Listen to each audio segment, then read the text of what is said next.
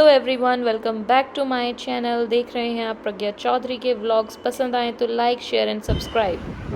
Hello guys, कैसे हैं आप सब? निकल पड़े हैं हम। संडे, फाइनली संडे जैसा आया है कि अब हम घूमने जा रहे हैं और बहुत ज़्यादा एक्साइटेड हूँ मैं, क्योंकि ये वाली जगह मैंने पसंद करी है, रमन ने नहीं करी।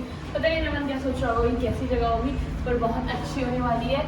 चलिए चल के देखते हैं फटाफट से इस जगह को। उससे पहले खाना खा लेंगे, क्योंकि दोपहर के बज गए हैं 2 या 1:30 ऐसे कुछ बज रहे हैं। रमन ने ऐसे कैसे किया था, मुझे समझ नहीं आया। तो फिर चलते हैं फटाफट से। आ जाओ जरूर।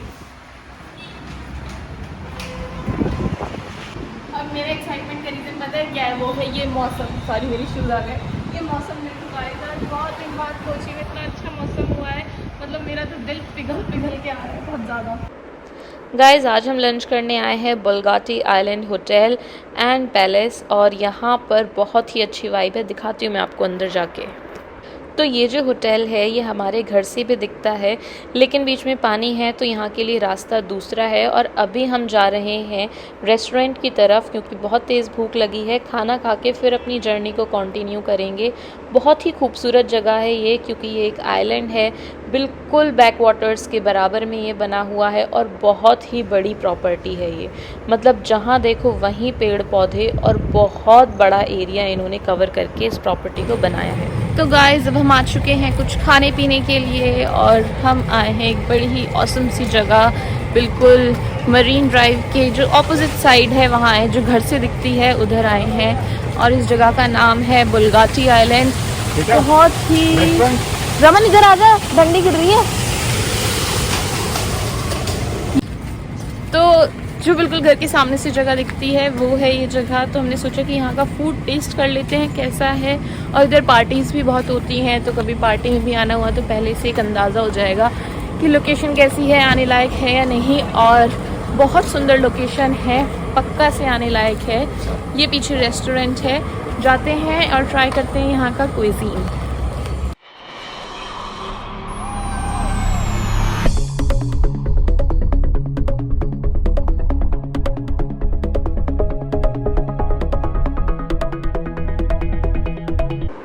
बहुत ही प्यारा रेस्टोरेंट है गाइस यहाँ का। ज़्यादातर जगह पर इन्होंने वुड का इस्तेमाल किया है बनाने के लिए, उससे जो इसकी वाइब है अलग से ही उभर के आ रही है। शांत वातावरण है, और ऐसे वातावरण के बीच में खाना खाना अलग ही मज़ा आता है। आप भी देखिए कि इस जगह की वाइब कैसी है।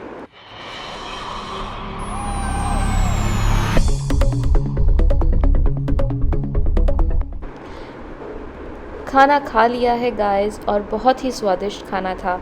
आपके साथ क्लिप शेयर नहीं कर पाई क्योंकि जल्दी से निकलना था।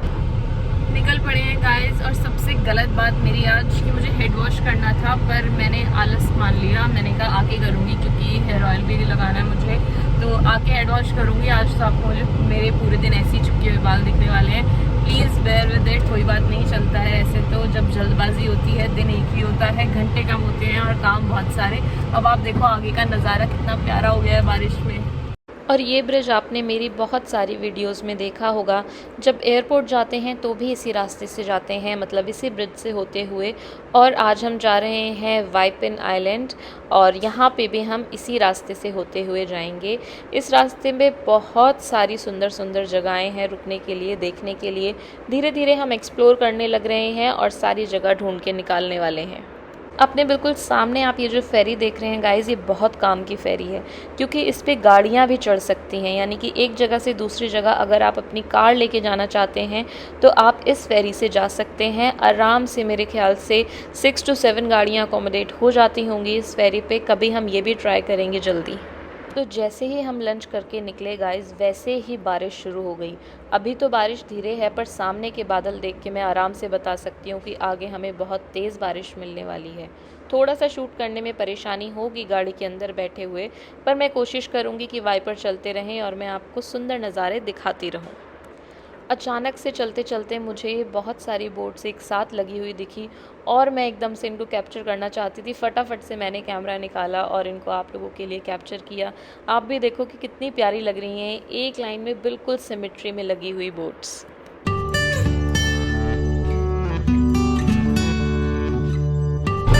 मैं आपको बता देती हूँ गाइस, हम जा कहाँ रहे हैं, सो दैट मैं आपको बीच में रास्ते का भी अपडेट देती रहूँगी कैसा रास्ता है।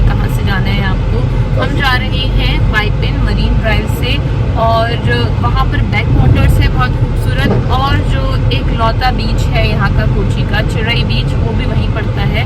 तो हमें 3 महीने हो गए हैं, तो सोचा इट्स हाई टाइम नाउ, अब तो हमें जाके चेक करना ही चाहिए कि कैसा है यहाँ का बीच। एक बार ही गई थी मैं, पर काफ़ी टाइम हो गया उस बात को। देखते हैं क्या क्या चेंजेस आए हैं और किस तरह का वहाँ का नेचर है, कैसा एनवायरनमेंट है। अब पता नहीं वो जगह जो बैक वाटर्स वाली जो मैंने ढूंढी है कि वहाँ के पास में बैक वाटर्स है, बहुत सुंदर है, वो कैसे दिखने वाले हैं। क्योंकि पहली बार अपनी चॉइस वाली जगह पे मैं जा रही हूँ, अदरवाइज तो हम दोनों डिसाइड करते हैं कि हाँ ठीक है यहाँ चलेंगे। पता नहीं रमन को मुझसे क्या उम्मीदें होंगी।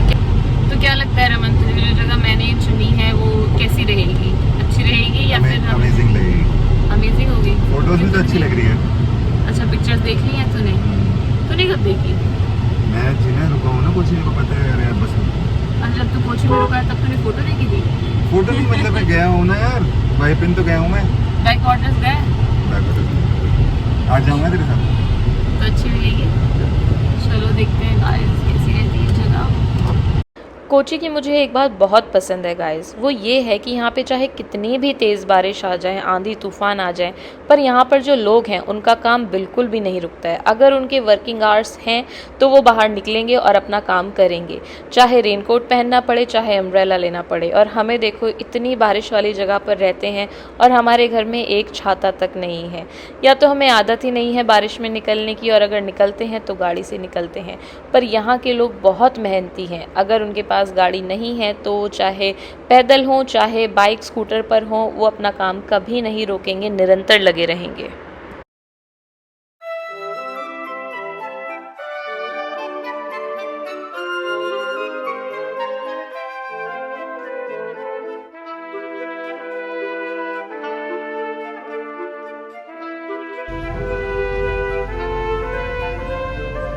जैसे जैसे हम अपनी मंजिल के करीब पहुंच रहे हैं, वैसे वैसे जो बारिश है वो और ज़्यादा ख़तरनाक रूप लेती जा रही है। और इस टाइम तो इतनी तेज़ बारिश थी कि लगातार वाइपर चलने के बाद भी मैं अंदर से फ़ोन से शूट नहीं कर पा रही थी और आगे बिल्कुल भी विजिबिलिटी नहीं थी। पर फिर भी देखो आप, सड़कों पर भीड़ उतनी ही है जितनी कि किसी नॉर्मल दिन पे होती है। जैसे जैसे हम अपनी मंजिल के करीब जा रहे हैं गाइस, वैसे ही वैसे ये गलियां तंग होती जा रही हैं।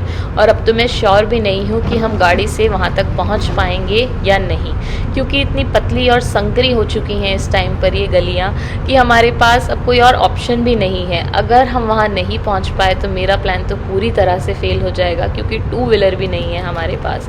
पर ये जो रास्ते हैं ये भी बहुत खूबसूरत हैं। ये जो बड़े बड़े बंगलों दिखाई दे रहे हैं संकरी संकरी गलियों में, ये अलग ही फील दे रहे हैं। और पेड़ पौधे तो यहाँ पर भरपूर मात्रा में आपको देखने को मिलेंगे।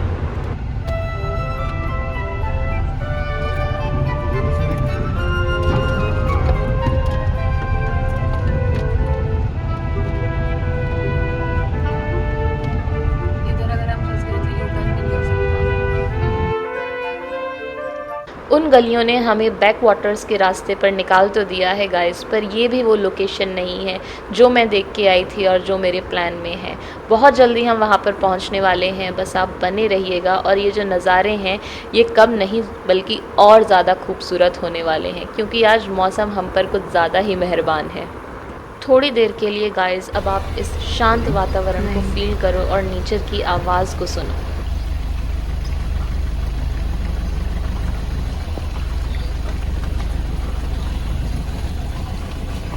जो लोकेशन है गाइस, इसका नाम है कजूपल्ली, और ये कजूपल्ली के बैक वाटर्स हैं। ये चिरई बीच से अराउंड 5 किलोमीटर्स ही पहले पड़ जाता है और यहाँ पर बहुत ही पुराने तरीके से फ़िशिंग की जाती है। फाइनली हम अपनी लोकेशन पे पहुँच गए हैं गाइस। थोड़ा सा हमें टाइम लगा डेस्टिनेशन तक पहुँचने में, क्योंकि काफ़ी पतली गलियाँ थी। पर जब मैंने इस जगह को देखा ना, और यहाँ की जो खूबसूरती थी इतनी ज़्यादा नेचुरल थी, मतलब चारों तरफ नेचर के बीच में ये जगह है और पानी ही पानी, ऊपर से बारिश की बूंदों की आवाज़। मज़ा आ गया इस जगह को देखकर।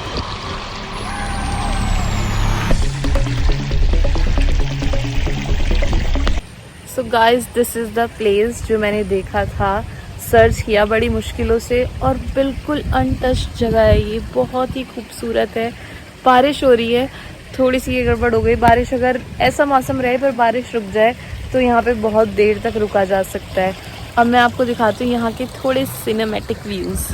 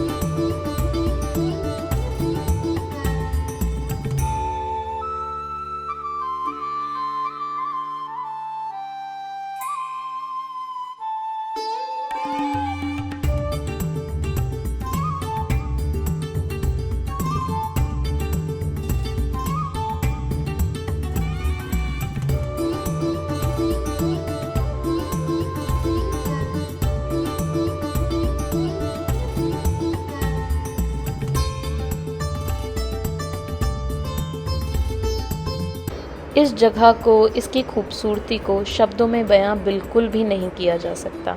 जो खूबसूरती, जो मंज़र मेरी आंखों के सामने है, काश कि मैं आप सबको उसी तरह से दिखा पाती। मुझे नहीं पता कि मैं जस्टिस कर पा रही हूँ या नहीं कर पा रही हूँ अपने कैमरे से, पर आप आगे आगे देखते जाइए कि खूबसूरती क्या है।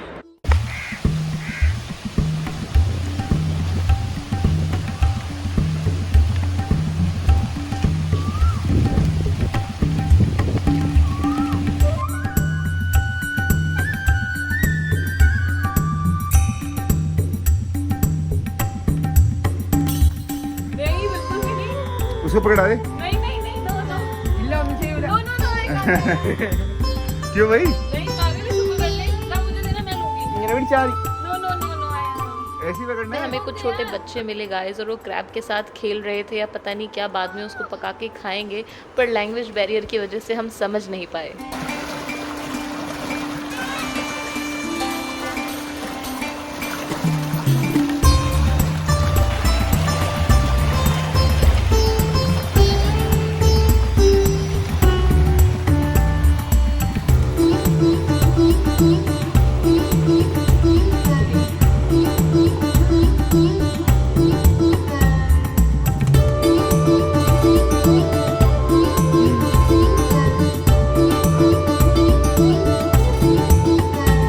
बारिश रुकने का नाम नहीं ले रही है गाइस, और हम यहाँ से जाने का नाम नहीं ले रहे हैं। ऐसा लग रहा है जैसे पुराने टाइम में वापस आ गई हूँ। एकदम शांति और चारों तरफ ऐसी खूबसूरती जैसी पहले कभी नहीं देखी।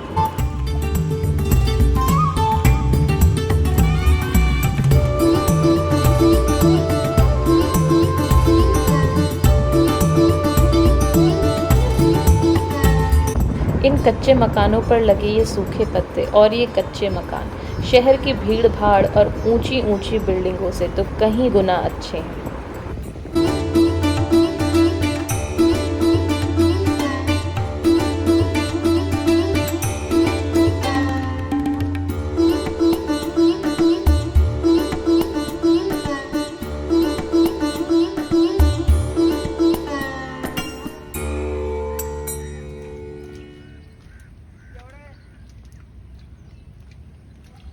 मानो इस जगह पर आकर मैं खुद को भूल ही गई थी कि मुझे घर भी वापस जाना है, पर अब रमन मुझे वापस बुला रहा है और घर वापस जाने का समय हो चुका है।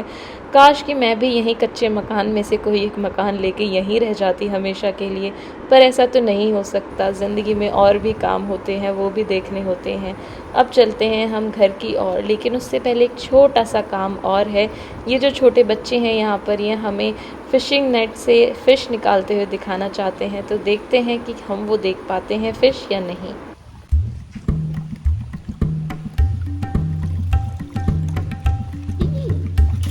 No fish.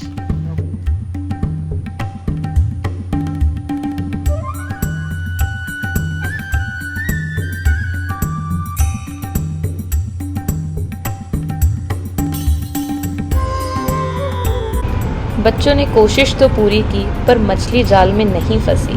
पर हाँ, मेरा मन यहाँ ज़रूर फंस गया है। मैं ज़रूर यहाँ पर वापस आऊँगी। जैसे ही कोची में मौसम अच्छा होगा, मैं सीधा रुख करूँगी कज़ुपल्ली के बैकवाटर्स की तरफ। जाते जाते यहाँ के पैडी फील्ड्स और देख के जाऊँगी। ये लहलहाते हुए खूबसूरत फील्ड्स इतने सुंदर लग रहे थे पानी के बीच में।